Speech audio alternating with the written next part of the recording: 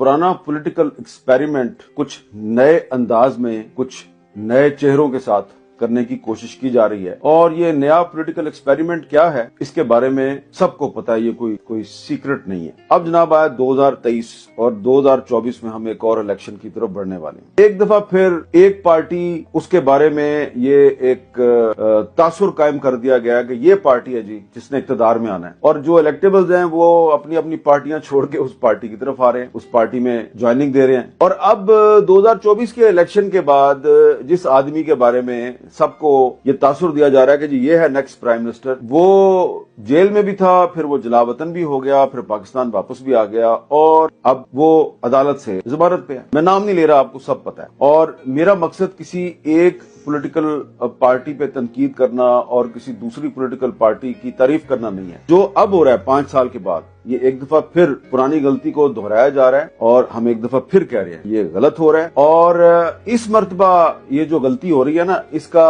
अंदाजा आपको 3 या 4 साल के बाद नहीं होगा, 1.5-2 साल के बाद ही हो जाएगा। सोच रहे होंगे कि जनाब ये मैं किस बुनियाद पे ये बात कर रहा हूँ। देखें, ये जो होती है ना जबरी नाअहलियां और पाबंदियां, ये किसी मसले का हल नहीं होती। तो पाकिस्तान में अगर हम जबरी नाअहलियों और पाबंदियों की तारीख का जायजा लें तो ये पता चलता है कि जो भी पाकिस्तान के आइन को अपने बूट की नोक पे लिखता है और आइन को पामाल करके किसी को जबरी तौर पर नाअहल कर देता है, किसी पर पाबंदी लगा देता है, वक्ती तौर पर तो यही समझता है कि वो पाकिस्तान की बड़ी खिदमत कर रहा है, लेकिन दरअसल वो पाकिस्तान को बहुत नुकसान पहुंचा रहा होता है। और जिन लोगों को डिस्क्वालीफाई किया जाता है, जबरी तौर पर नाअहल किया जाता है, वो दोबारा वापस आ जाते हैं। तो अब ये कोई मुश्किल नहीं है, कोई रॉकेट साइंस नहीं है। सिर्फ इसके लिए आपको थोड़ी सी पाकिस्तान की तारीख का जायजा लेना, और ये बड़ी हमारी इंटरेस्टिंग तारीख है कि अब 2023 में मैं अगर आपको ये कह रहा हूं कि अब आप जिसको डिस्क्वालीफाई करने जा रहे हैं और आप अगर किसी पर पाबंदी लगाने का मंसूबा बना रहे हैं तो ये नाकाम हो जाएगा। इसकी वजह क्या है? पाकिस्तान की तारीख,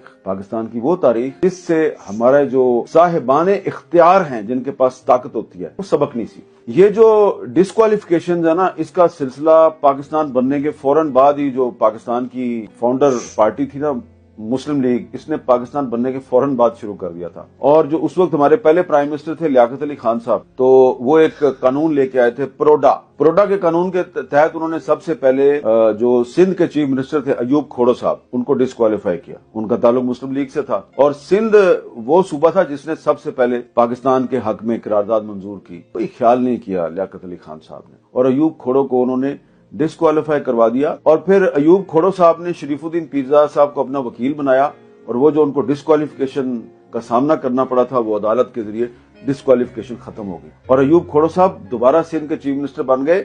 और फिर उन्होंने अपने सियासी मुखालफिन के खिलाफ वही प्रोडा का कानून इस्तेमाल किया। अच्छा, ये सिर्फ सिंध में नहीं हुआ, पंजाब के चीफ मिनिस्टर थे इफ्तिखार महमूद साहब, उनके भी लियाकत अली खान साहब खिलाफ थे, उन पर भी प्रोडा लगा दिया, उनको भी डिस्क्वालीफाई कर दिया। इफ्तिखार महमूद साहब का मुकदमा किसने लड़ा?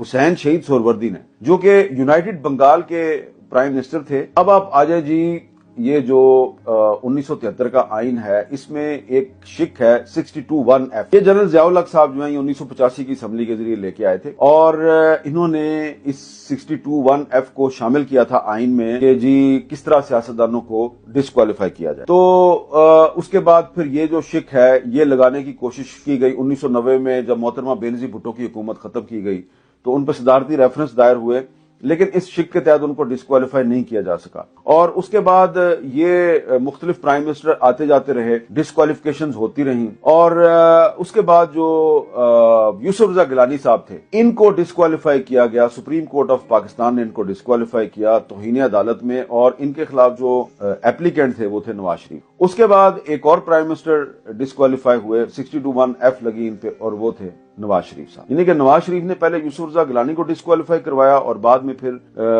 पनामा केस में नवाज शरीफ साहब को सुप्रीम कोर्ट ने 62(1)(f लगा के डिस्क्वालीफाई कर दिया। और उसके बाद पिछले साल आपको पता है कि इलेक्शन कमीशन ऑफ पाकिस्तान ने इमरान खान साहब को भी डिस्क्वालीफाई किया, और अब एक दफा फिर इमरान खान साहब के बारे में कहा जा रहा है कि ये डिस्क्वालीफाई हो जाएंगे और ये आइंदा इलेक्शन में हिस्सा नहीं ले सकेंगे। पाकिस्तान की जो सियासी तारीख हमें क्या बताती है? आपने अपने 3 प्राइम मिनिस्टर जो है وہ قتل کروا دیے اور 4 پرائم منسٹر آپ نے ڈسکوالیفائی کیے۔ قتل ہونے والے کون کون ہیں؟ سب سے پہلے لیاقت علی خان، اس کے بعد ذوالفقار علی بھٹو کا ایک جوڈیشل مرڈر ہوتا ہے، اور پھر محترمہ بے نظیر بھٹو ان کا بھی مرڈر ہوتا ہے۔ ڈسکوالیفائی آپ نے کس کس کو کیا؟ آپ نے حسین شہید سہروردی صاحب کو ڈسکوالیفائی کیا، جو کہ